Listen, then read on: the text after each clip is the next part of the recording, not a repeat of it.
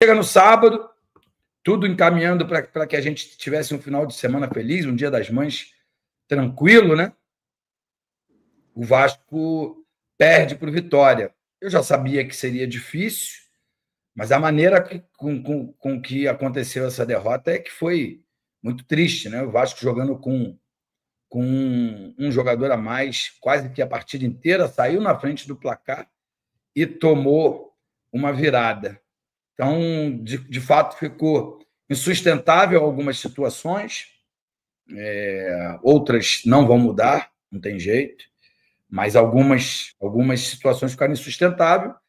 O Vasco, a partir daí, oficializou a chegada do Fernando Diniz e a saída do Marcelo Santana, como se fosse esse o único culpado de tudo. Muito boa noite, Ed. Seja muito bem-vindo. Boa noite, Edmundo. Boa noite, galera aí vascaína. O pior de tudo, cara, o que é que existe o pior de tudo, mas entre as coisas ruins é que você, com a certeza absoluta de que mesmo um time novo, né, um campeonato importante, mesmo um time novo não tem respeito pelo time do Vasco. Não vou falar pela instituição, não vou falar pelo Clube de Regatas Vasco da Gama, mas contra o time do Vasco, o adversário, seja ele qual for, com todo respeito aos adversários, ou também sem respeito, porque já que não me respeitam, não respeitam o Vasco, então, por mim, vai sem respeito mesmo. Eu acho ridículo quando a gente tem que falar sobre várias derrotas, e derrotas com um gostinho de que, pô, não vai melhorar, não vamos sair dessa, não vai haver uma mudança radical. E isso, nós vascaínos, eu vou falar por mim, eu já estou, infelizmente, meio que acostumado com derrotas e com vitórias quase que impossíveis. Vitórias, essas que a gente fala 1-0, nossa, que goleada que nós demos de 1-0. Então, isso é muito desagradável. Eu espero, do fundo do meu coração, que a gente possa recuperar o amor próprio. Eu estou falando a gente, eu estou falando o time, esse mesmo time, porque os jogadores não são ruins. Os jogadores, na minha humilde opinião, não são ruins, mas a gente não tem time. Espero que, com a chegada do Diniz, que entende de time, entende de cabeça do ser humano, que ele possa realmente, cara, dar uma reviravolta com esses mesmos jogadores, por enquanto, até a janela. Boa noite, Edmundo. Mas até a janela de novo, porque o Vasco tem feito janelas. O Vasco tem feito janelas periódicas, né? Foi na metade do ano passado, contratou e errou. Nessa de início do ano, errou ainda mais, porque não trouxe ninguém de expressão. Chegou o Tietê, os dois zagueiros lá, os Lucas, Maurício Lemos. E aí depois, um pouquinho antes dessa janela se encerrar, pela pressão que é exercida pela torcida, né? O Vasco foi lá e contratou 3 jogadores. 2 desses entram muito pouco em campo, né? Um deles não entra nunca, que é o Garré. O Nuno tem lá os seus lampejos e o Lloyd, que foi comprado por um valor gigantesco, entra às vezes não entra. Então, mostrando que foi mais uma janela decepcionante. Gastando muito dinheiro e não solucionando os problemas. Eu ontem passei o Dia das Mães na casa de um amigo e ele me sacaneou, o Vasco é muito ruim. Eu falei, não é, cara. O Vasco tem um bom time. E aí ele, pô, tá de sacanagem. Deixa eu terminar. Deixa eu terminar. Depois eu vou te dar a sua palavra. Eu falei, o Vasco tem um bom time. Aí ele, pô, não tem nada, você não viu? Eu falei, cara, falta comando, falta um técnico experiente, mas eu vou te dar um exemplo. Se esse mesmo Vasco, tá? Ele tem essa mesma formação, vai ter dificuldade e tudo, mas tem essa mesma formação, só que de um lado, no ataque, tem o Richarlison de um lado e o Gabriel Jesus do outro lado. O que você diria? Ah, não, aí sim. Falei, então o Vasco não é ruim. As contratações é que estão sendo ruins. O Vasco não cresce porque tem um bom zagueiro, tem 2 bons laterais. A gente já falou muito sobre isso aqui. Eu vou te dar a palavra e vou terminar. Porque eu acho que na mão de um técnico experiente como o Diniz, esses jogadores eles podem potencializar mais o seu futebol. Sabe por que eu dei esse exemplo? Porque eu estou desde o ano passado dizendo que essa era a melhor maneira de fazer. E eu peguei ali, por alto, assim, os valores que eu ouvi, porque eu não tenho absoluta certeza de nada, os valores que eu ouvi que o Vasco investiu só através do Pedrinho. Estou esquecendo a 777, tá? Que comprava a prazo e vendia à vista. Aí o dinheiro das vendas ela botava no bolso e o que comprou a prazo deixou para o associativo pagar. Mas, enfim, só gasto pelo Pedrinho foi quase 100 milhões de reais. E eu acho que 100 milhões de reais você conseguiria fazer 2 contratações desse nível. Não precisa ser os jogadores. Não precisa ser esses nomes que eu citei. Mas você conseguiria contratar 2 jogadores desse nível. O que você acha, Ed? Eu, como sendo um desses jogadores, eu não iria. Eu não iria porque eu gosto de me sentir seguro nos lugares.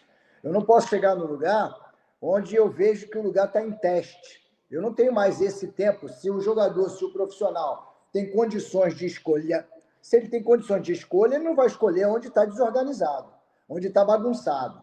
Né? Eu, sinceramente, esperava mais, e já falei várias vezes, esperava muito mais desse novo, antigo Vasco, porque esse novo não ficou novo, o Vasco. Então, no futebol, eu estou falando muito de futebol porque é o que eu gosto. É o que eu gosto e acho que nós, torcedores do Vasco, gostaríamos muito que o nosso Vasco da Gama, que o nosso clube, que o nosso time não estivesse na posição em que está no Campeonato Brasileiro. Isso é gravíssimo.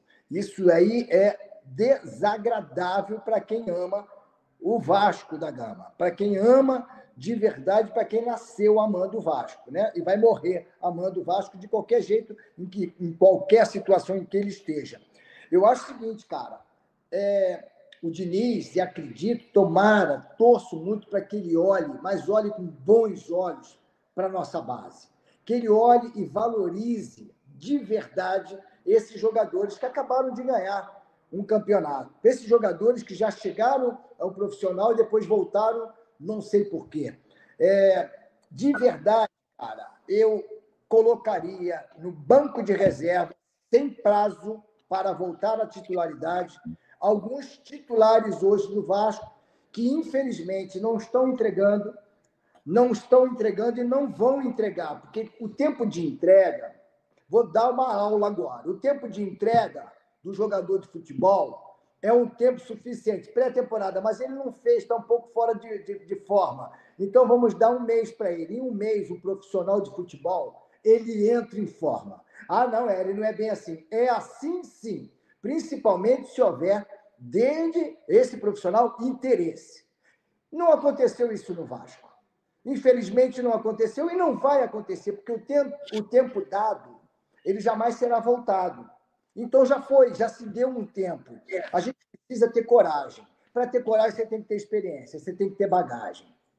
O Fernando Diniz está tendo coragem, está tendo muita coragem de assumir um Vasco na situação em que o Vasco se encontra. Porque se ele espera mais um pouquinho do lado de fora, ele pode encontrar um clube numa situação melhor. Mas não. Ele está apostando no talento dele, na posição que ele se encontra no futebol brasileiro, e eu acredito que ele vai consertar, porque, repito, nós temos bons jogadores. Nós não temos time, por isso que eu discordei de você. Nós não temos time. Bons jogadores nós temos.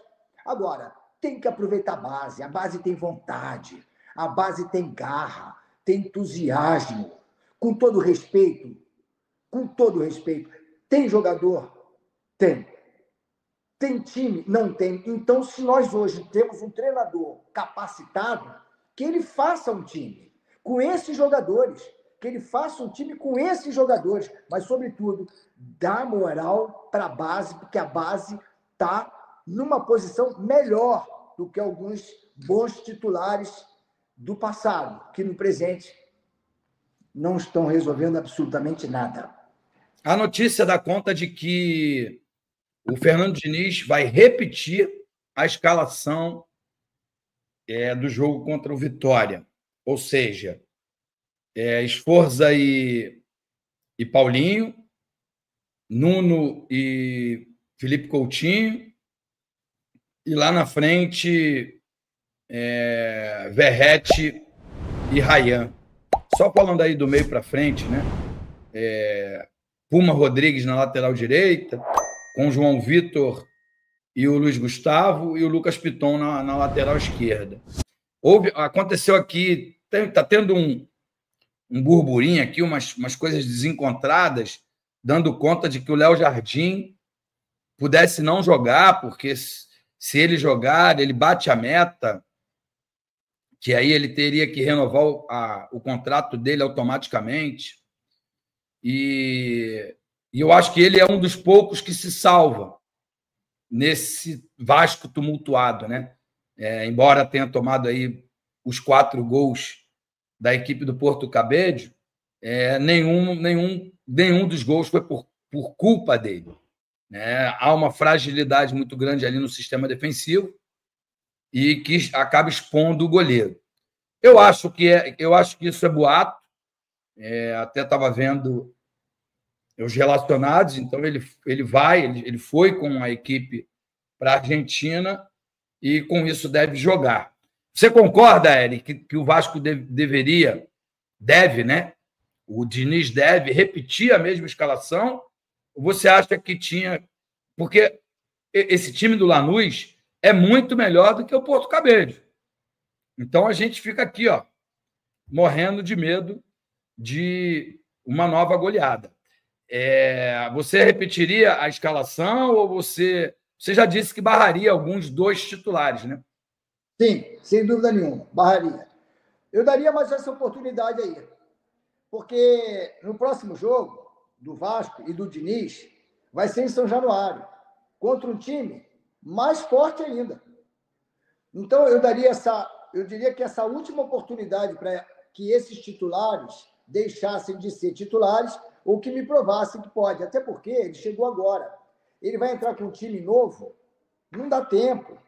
O time acabou de jogar, ele tem que dar continuidade. Eu acho que tem que dar continuidade, mesmo com a derrota, né? Uma derrota desagradável, ele está dando continuidade para um time que jogou o último jogo. Mexer nisso significa...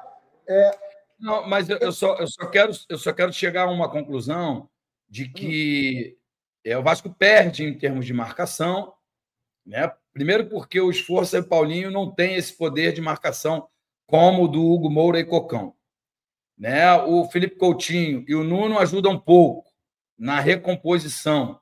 E o Lanús, teoricamente, é mais forte do que o Porto Cabedelo. Então, eu só quis fazer uma reflexão nesse sentido. É claro que tem o outro lado da moeda, esses atletas também são mais qualificados tecnicamente e vêm de encontro daquilo que o Fernando Diniz gosta, né? Que é jogador que sabe trabalhar a bola, tem um bom toque de bola. Ele deu apenas um treino na manhã de hoje, antes do Vasco embarcar para Buenos Aires.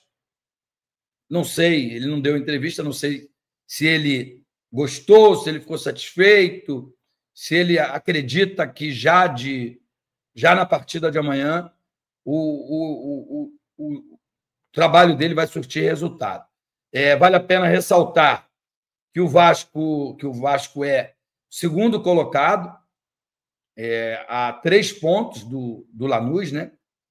E não pode nem pensar em empatar, tem que ganhar o jogo, de qualquer maneira.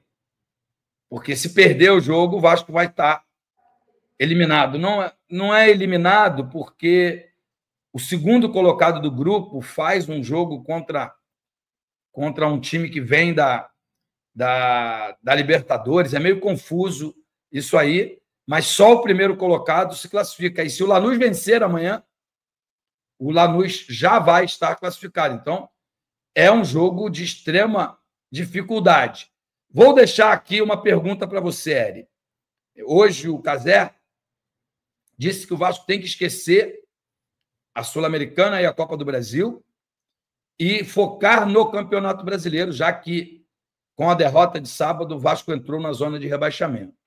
É claro que esse fantasma de rebaixamento nos assombra demais, né, como vascaíno. Ninguém quer mais isso para o nosso clube. E aí, o que você acha? O Casé tem razão? Você acha que o jogo de amanhã é de fundamental importância, então tem que ir com o time principal e tentar ganhar lá para ver se salva o ano ganhando a Sul-Americana? O que você acha?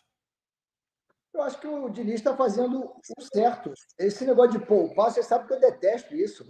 Foi poupado o Coutinho, foi poupado o Verratti, nós tomamos uma porrada de 4, porque eles foram poupados. Então não tem que ter poupar. Poupar o quê? Não dá para poupar. Tem que entrar com tudo que a gente tem, com aquilo que o treinador acha que nós temos de melhor. E como ele chegou agora, repito, ele está entrando com um time que estava ganhando, ou não, esse mesmo time que estava ganhando de 1-0 e com menos um, e que com menos um acabou tomando uma virada, é com esse mesmo time? Sim. E se é com esse mesmo time, se esse mesmo time estava ganhando de 1-0 e conseguiu, não sei com qual motivação, perder de virada, porra, no segundo tempo, isso aí só pode ser uma coisa que é falta de motivação, falta de um bom esporro, falta de concentração, alguma coisa de muito errado acontece. Pô. Então, se o treinador fala assim, vem cá, vocês estavam ganhando de um time muito melhor do que esse, vocês estavam ganhando de um time de 1-0, com menos um, por que vocês deixaram eles empatarem e o pior, deixaram eles ganhar? Motivação, é vestiário. Você sabe disso. A gente, de vez em quando, precisa de um esporro, de uma motivação. Por isso que, de vez em quando, aqui eu cobrei. Fazer uma merda de vez em quando é bom, Pedrinho. Vambora, cara. Não tá rendendo? Bota no banco, porra. Entendeu? Eu não tenho problema nenhum de falar aqui, gente. Eu sou um ator que, se eu não estiver rendendo, pode me tirar. Se eu não estiver rendendo, pode me tirar. Agora, duvido me tirar, porque eu vou render. Eu vou entregar. Eu posso até fazer mal, posso até fazer bem, não importa. Uma coisa eu dou certeza: a minha entrega vai ser fundamental. A minha entrega é total, sempre. Não dá para você entender um time que entra em campo, que está ganhando de 1-0, contra um time muito bom, qualificado, só que com menos um. Meu irmão, o que a gente tem que fazer aqui? Jogadores, o que a gente tem que fazer? Primeiro, ou a gente vai tentar fazer logo o segundo gol, porque eles estão com menos um, e essa vantagem é muito importante, ou a gente vai segurar para cansar. O que vocês querem? Não é o que vocês querem, é o que eu vou fazer, vocês fazerem em campo. Nós precisávamos de um treinador experiente, nós precisávamos de um líder, sempre falei isso, nós não temos líder. Nós temos um cara, que é o Verratti, que fica muito chateado com a derrota, inconformado, mas ele não é o líder, ele tem que fazer o quê? Ele tem que fazer gol, ele tem feito. Líder em campo nem fora de campo. Nós não tínhamos nem em campo nem fora de campo. Agora nós temos um líder. Acho muito difícil, um jogador que não esteja rendendo continuar como titular. Com o Fernando Diniz, acho muito difícil o jogador que não esteja rendendo continuar como titular. E acho mais difícil ainda ele não puxar da base jogadores capacitados. Ele chega com moral, chega com autonomia, né? Principalmente agora com a saída do Marcelo Santana. O Vasco oficializou a saída do diretor de futebol. O Felipe volta para a sua função. Muita gente nas redes sociais, até aqui mesmo no canal, pedindo a saída do Felipe. Eu acho que isso não vai acontecer. O Felipe é o melhor amigo do presidente, né? E é conselheiro pessoal dele, né? Então, muito dessas ideias, das coisas que acontecem, tem o dedo do Felipe. Normal seria a saída, né? Porque se você troca o departamento, normal seria, mas isso não vai acontecer. Já li aqui no Net Vasco também que o Felipe viajou para a Argentina com o grupo de de atletas, né, e de comissão técnica. O que você acha? Você acha que é culpa do Felipe? Eu acho que é culpa do presidente. O presidente falou em todas as reuniões, em alto e bom tom, que o Felipe nunca seria técnico na gestão dele, né? E em menos de um ano, o Felipe assumiu por 2 vezes. Primeira passagem com resultados positivos, né? Um empate e 2 vitórias. Agora, nessa segunda passagem, os resultados foram muito ruins e até vexatórios, como o 4-1 para o Porto Cabede. O que você acha, Hélio? Qual a sua opinião? Eu vou falar da nossa amizade, tá? Se eu sou treinador de futebol formado e você passa a ser presidente do Vasco, eu ia pedir para você, como amigo, para que você me colocasse, por favor, se você achasse merecimento, talento profissional, que você me colocasse aonde é a minha área. Eu sou um treinador profissional formado, preparado. Eu ia falar, Edmundo, se você me der uma oportunidade para eu ficar naquele interino permanente, sabe aquele interino permanente lá? Como é que é o nome disso? Auxiliar permanente. Auxiliar permanente. Eu ia ganhar com isso mais bagagem, eu ia ganhar com isso mais conhecimento, para que eu estivesse preparado. Eu ia pedir para você também uma oportunidade na base. Tá? Eu ia, porque, olha só, essa é a lei natural da vida. Eu não ia pegar um cargo que nunca foi a minha, porque para você ser um bom profissional, você tem que saber onde é que você vai entrar. O problema todo, na minha cabeça, é que a amizade, ela se confunde. A gente não pode pegar um amigo e colocá-lo num lugar indevidamente, porque a gente vai estar prejudicando o amigo. E o amigo tem que falar, pô, eu te agradeço, mas não precisa. Não é isso. Isso não é bom para mim, eu não quero esse status, eu quero estar do teu lado. Esse diálogo é fundamental. Eu confio muito na nossa amizade, porque a gente não mente um para o outro e a gente não passa a mão na cabeça do outro. Quando você está errado, eu te critico. Quando eu estou errado, você me critica. Por quê? Porque a gente quer bem do outro. Não estou falando que não seja o caso deles. Às vezes, a confusão emocional leva você a cometer erros primários.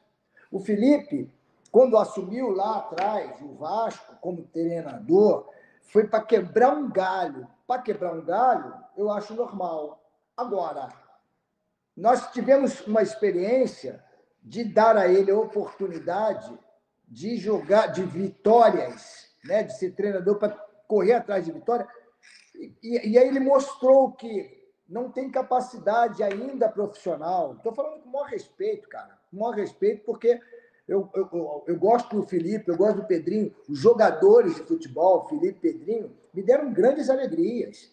Mas eu não estou falando sobre jogadores, ex-jogadores de futebol. Estou falando sobre presidente do Vasco e na diretoria. Cara, o conselho que eu poderia dar, por ser mais velho, é, Felipe, cara, vai para o lado que mais te interessa. Ou, a não ser que você fale, não, Hélio, eu não quero mais ser treinador. Minha história agora é ser diretor de futebol. Se não for no Vasco, que seja em outro lugar. Se for isso, boa sorte, que Deus abençoe. Agora, se não for, sai fora disso. Porque é muito bom quando a gente... O sonho, eu posso ajudar no seu raciocínio. Porque o sonho dele é ser treinador. Só que quando o Pedrinho assumiu a presidência do Clube de Regatas Vasco da Gama, o futebol estava sob o comando da 777. E aí o contratou como diretor de futebol. E assim ele permaneceu. Também era uma outra questão. O Vasco tem hoje 2 auxiliares permanentes. O Luizinho Quintanilha, né? O Luiz Carlos Quintanilha, e o Bruno Lazzaroni, o filho do técnico Lazzaroni. Esses são 2 profissionais que auxiliam a comissão técnica, né? No caso do Carille e agora no caso do Fernando Diniz. O que as pessoas não gostaram, que foi o que soou muito mal, foi que, ao invés desses auxiliares assumirem o Vasco de forma interina, como acontece em tudo quanto é lugar, saiu o diretor de futebol e veio ocupar o cargo de técnico. O Felipe, como é que eu vou dizer? Ele não é que tem um trabalho longo, mas ele já teve algumas experiências. CSA, Tigres, Volta Redonda, Bangu, né? Então, assim, não é que ele é leigo no assunto e o sonho dele, o desejo dele é de ser técnico. Eu acho que ele quis essa oportunidade, quis mais do que tudo, mas acabou esse tiro saindo pela culatra, na minha modesta opinião. Salve, torcedor do Vasco, sejam bem-vindos ao canal Vasco Full. Todos os dias tem conteúdo exclusivo aqui do Vasco para vocês. Antes de mais nada, deixa aquele like para fortalecer, se inscreva se você não for inscrito, ative o sininho das notificações. Todos os dias tem conteúdo exclusivo do Vasco aqui para vocês, né? O Vasco que vem numa sequência horrível aí de resultados, completou um mês, né, sem vitórias. A torcida do Vasco vem cobrando, né, atitude do time e vem preparando aí reforços para a metade do ano, né? Deixa a sua opinião sobre a situação real do Vasco, o que você tá achando. Deus abençoe cada um de vocês. Tamo junto, forte abraço e vamos Vasco!